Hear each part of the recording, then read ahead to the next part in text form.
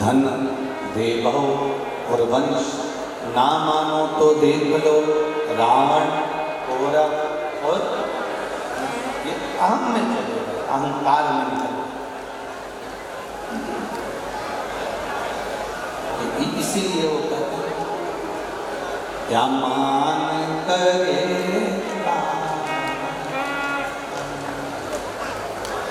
काया माटी मिल जाएगी ना, राम भज ले हरि कहीं तो राम मिल जाएंगे ना। क्या मान करे दौलत, वो दौलत माटी मिल जाएगी। क्या मान करे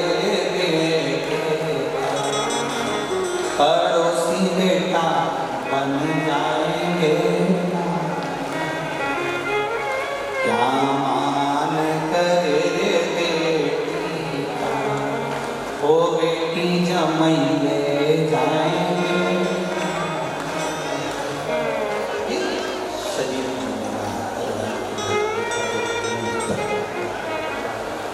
शंकर भगवान की अविरल भक्ति का जो आनंद गला पकड़ रहा है बहुत, भगवान शिव की भक्ति का जो एक रसतत्व हमें प्राप्त हुआ।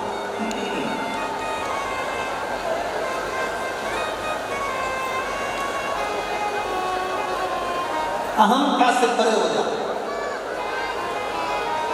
बाणासुर के हाथ कट गए फिर भी इसका अहंकार समाप्त नहीं हुआ। कभी कभी रस्सी जल जाती है पर उसका बल नहीं आता। कभी कभी किसी का सब कुछ चले गया उसके बाद भी अहंकार, अहम, अभिमन्यता उसके अंदर ले जाती है।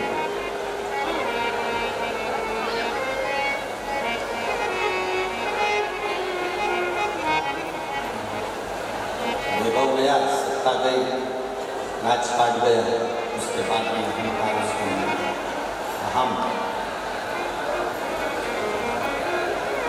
बाणासुर ने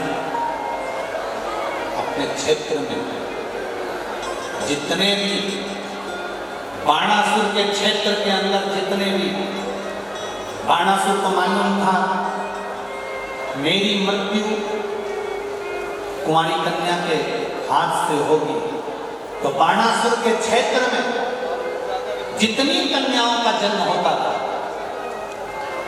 बाणासुर के क्षेत्र में जितनी कन्या जन्म लेते थे, बाणासुर उन कन्याओं को मारने का प्रयास कर देते थे। एक बहुत ध्यान देने वाला विषय है ये। संसार के एक एक व्यक्ति के हृदय में ये बात होना चाहिए कि माता के गर्भ से बेटा हो रहा है, बेटी हो रही है। शिव महापुराण की कथा तो यहाँ तक कहती है कि बेटा एक कुल को तारता है और बेटी दो कुल को पार लगा देती है।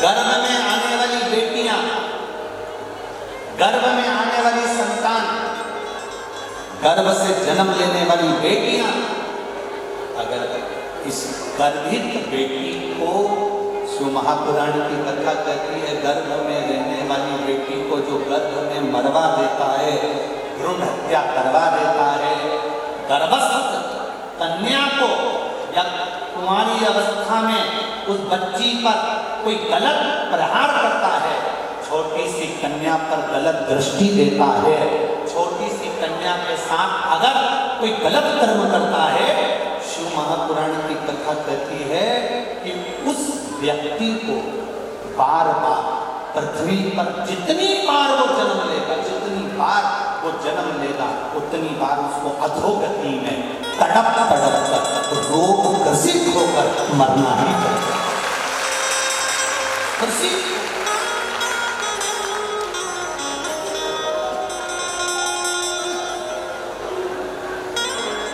इतनी सारी माताएं बैठी हुई है, आप अपने घर का अंदाजा लगा कर देखिएगा।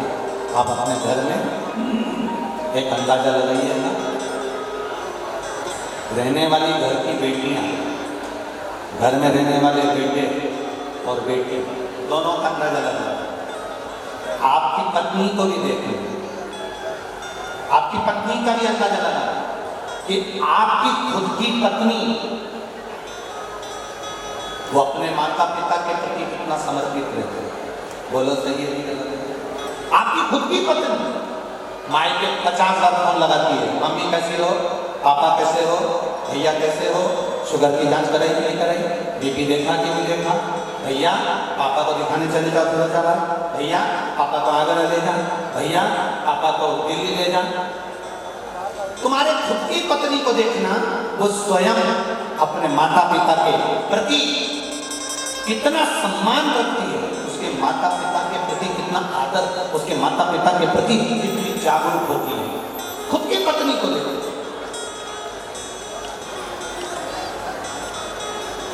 इसलिए निवेदन है, अगर तुम्हारे घर में बेटा जन्म ले रहा है तो समझ लो तुम भाग्यशाली हो, और तुम्हारे घर में अगर बेटी जन्म ले रही है तो तुम समझ लेना कि सौभाग्यशाली है।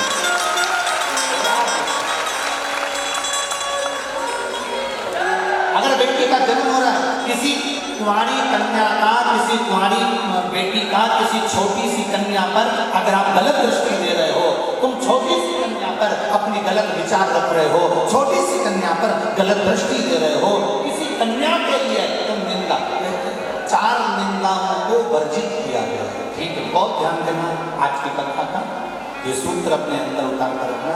4 निंदाओं को वर्जित किया गया।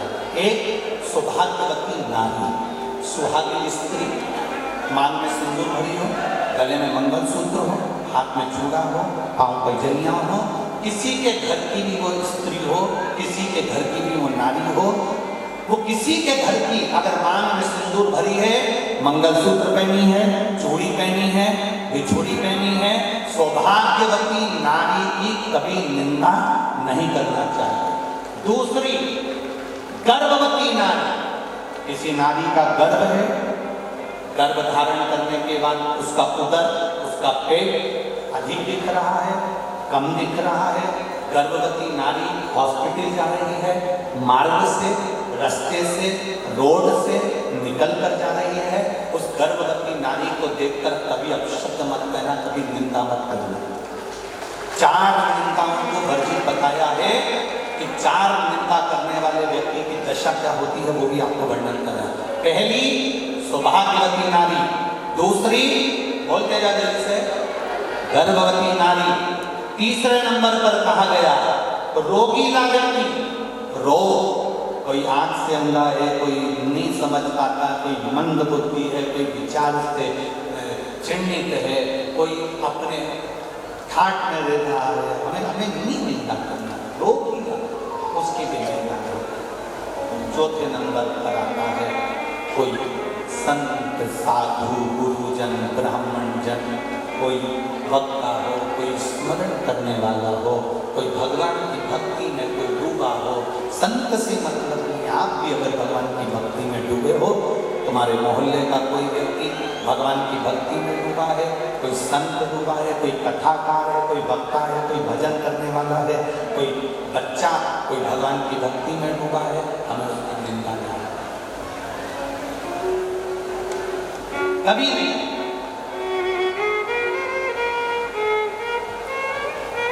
आज के जमाने में व्यासपीठ पर बैठकर लोग एक दूसरे की निंदा करते हैं, कई लोग, और वहां सुनने वाले भी बैठे रहते हैं। उस समय पर खड़े होकर बोलना चाहिए आपको कि महाराज जी, हम यहाँ निंदा सुनने नहीं आए, हम यहाँ भगवान की कथा सुनने के लिए। व्यासपीठ पे बैठकर लोग दिन भर निंदा करते हैं, उस महाराज जी ने ऐसा बोला तो उसकी निंदा कर दी, उस महाराज जी ने ऐसा बोला तो उसकी निंदा कर दी। हम 3 घंटे का समय निकालकर अपने घर से चलकर कथा को सुनने के लिए आए हैं, किसी कथाकार की या किसी वक्ता की या किसी संत की निंदा सुनने के लिए नहीं आए। आप संत की बढ़ाई करिए, संत का व्याख्यान करिए, निंदा न करिए। निंदा नहीं सुनने का